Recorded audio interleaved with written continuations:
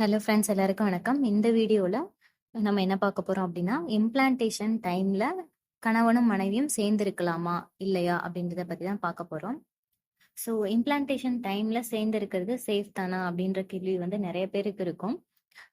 So implantation அப்படின்னா என்ன, நமக்கு ஓவுலேஷன் டைமில் வெளியே வர கருமுட்டை இருக்கு இல்லையா, அது ஸ்பெர்ம் கூட சேர்ந்து ஃபெர்டிலைஸ் ஆகி ஃபலோப்பியன் டியூப் வழியாக கீழே இறங்கி கர்ப்பப்பையில் பதியறது இம்ப்ளான்டேஷன் அப்படின்னு சொல்லுவோம். இது எல்லாருக்கும் தெரிஞ்சிருக்கும்.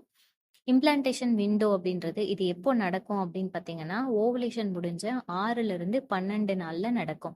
இதுதான் இம்ப்ளான்டேஷன் விண்டோ அப்படின்னு சொல்லுவாங்க.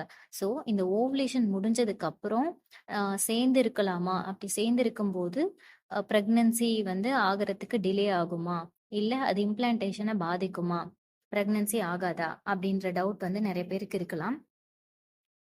பொதுவா என்ன சொல்றாங்க அப்படின்னா, இம்ப்ளான்டேஷன் டைம்ல சேர்ந்து இருக்கிறது பிரெக்னன்சியை பாதிக்குது அப்படின்ற மாதிரி சொல்றாங்க. அதுக்கு முன்னாடி நம்ம 2 விஷயத்த பத்தி தெரிஞ்சுக்கணும். ஒண்ணு யூட்ரைன் கான்ட்ராக்ஷன். அதாவது நம்ம சேர்ந்து இருக்கும்போது, கணவனும் மனைவியும் சேர்ந்து இருக்கும்போது, இம்ப்ளான்டேஷன் டைம்ல சேர்ந்து இருக்கும்போது நம்ம கர்ப்பப்பையோட சுவர் இருக்கு இல்லையா, அதோட மூவ்மெண்ட் இருக்கும். சுருங்கி விரியும் இல்லையா, அதனால ஆல்ரெடி பதிஞ்சிருக்க உருவான கரு டிஸ்டர்ப் ஆகிறதுக்கான வாய்ப்பு இருக்கு அப்படின்ற மாதிரி ஸ்டடீஸ்ல சொல்றாங்க. ஸோ இந்த எக்ஸ்ட்ரா மூமெண்ட்னால ஆல்ரெடி உங்களுக்கு இம்ப்ளான்டேஷன் ஆயிருந்துச்சுனாலோ, இல்ல உருவான கரு இம்ப்ளான்ட் ஆக போகுது அப்படின்னாலோ, அந்த டைம்ல நீங்க சேர்ந்து இருக்கும்போது அதை டிஸ்டர்ப் பண்றதுக்கான வாய்ப்பு இருக்கு அப்படின்னு சொல்றாங்க.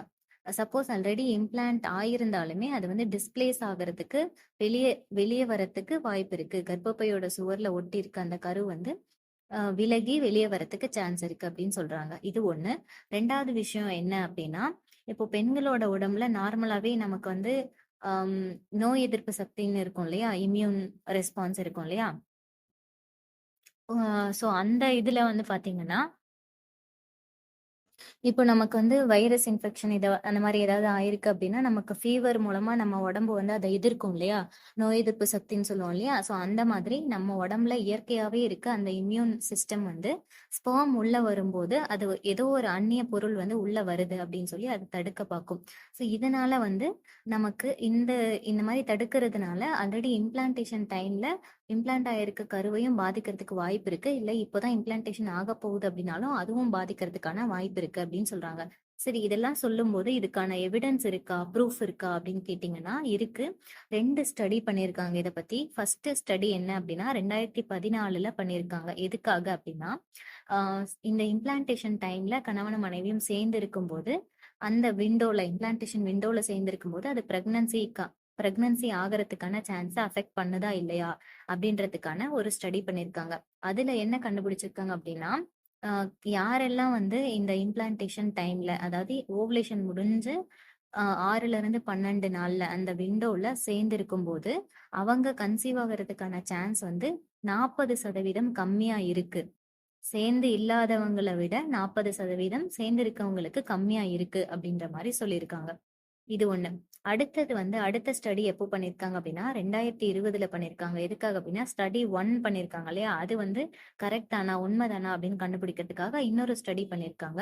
அதுல என்ன கண்டுபிடிச்சிருக்காங்க அப்படின்னா, இந்த இம்ப்ளான்டேஷன் விண்டோல சேர்ந்து இருக்கும் போது பிரெக்னென்ட் ஆகிறதுக்கான வாய்ப்பு குறையல அப்படின்ற மாதிரி கண்டுபிடிச்சிருக்காங்க. ரெண்டும் ஒண்ணுக்கு ஒண்ணு ஆப்போசிட்டா இருக்கு. அதனால இதுல இருந்து என்ன சொல்ல வராங்க அப்படின்னா, சப்போஸ் நீங்க ஹெல்த்தியா இருக்கீங்க, உங்களுக்கு எந்த காம்ப்ளிகேஷனும் இல்ல, இதுக்கு முன்னாடி உங்களுக்கு ஹெல்த் இஷ்யூஸ், அதாவது மிஸ்கேரேஜ், எக்டோபிக் பிரெக்னன்சி, இந்த மாதிரி எந்த இஷ்யூவும் இல்லை அப்படின்னா நீங்க தாராளமா இந்த இம்ப்ளான்டேஷன் விண்டோல சேர்ந்திருக்கலாம். இப்போதான் நீங்க பிரெக்னன்சிக்கு ட்ரை பண்ண போறீங்க, புதுசா கல்யாணம் ஆயிருக்கு, நீங்க பிளான் பண்றீங்க அப்படின்றவங்க எல்லாம் நீங்க தாராளமா சேர்ந்திருக்கலாம்.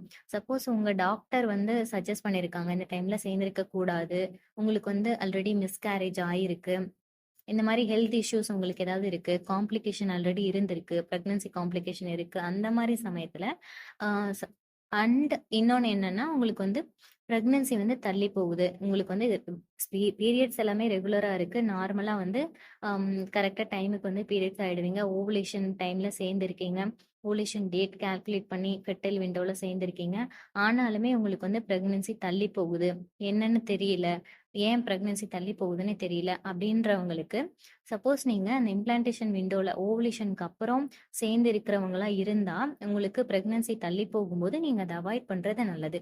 மத்தபடி உங்களுக்கு எந்த காம்ப்ளிகேஷனும் இல்ல, எந்த பிரச்சனையும் இல்ல அப்படின்றவங்க தாராளமா சேர்ந்திருக்கலாம்.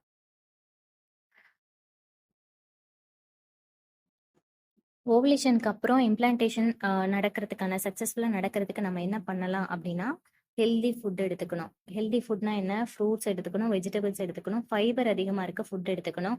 பாதாம் இந்த மாரி இது நட்ஸ் வகைகள்லாம் வந்து ஃபைபர் அதிகமா இருக்கு. அத எடுத்துக்கலாம். ஒமேகா 3 அதிகமா இருக்க ஃபிஷ் இந்த மாரி ஃபுட் எல்லாம் எடுத்துக்கலாம். அடுத்து வந்து சுகர் கன்டென்ட், கார்போஹைட்ரேட்லாம் அவாய்ட் பண்ணணும். நீங்க விட்டமின்ஸ் டேப்லெட் எடுக்கிறவங்களா இருந்தா, அதை எடுத்துட்டு நீங்க ட்ரை பண்ணலாம். முக்கியமா ஸ்ட்ரெஸ் இல்லாம இருக்கணும். அடுத்து வந்து உங்களோட ஓவுலேஷன் டைம் வந்து எப்போன்னு தெரிஞ்சு வச்சிருக்கணும். ஸோ இதெல்லாம் தெரிஞ்சுட்டு நீங்க கரெக்டா அந்த ஓவுலேஷன் டைம்ல சேர்ந்திருக்கீங்க. அதுக்கப்புறம் வந்து உங்களுக்கு பிரெக்னன்சி தள்ளி போகுது அப்படின்றவங்கலாம் ஓவுலேஷனுக்கு அப்புறம் நீங்க சேர்ந்து இருக்கிறத அவாய்ட் பண்ணுங்க.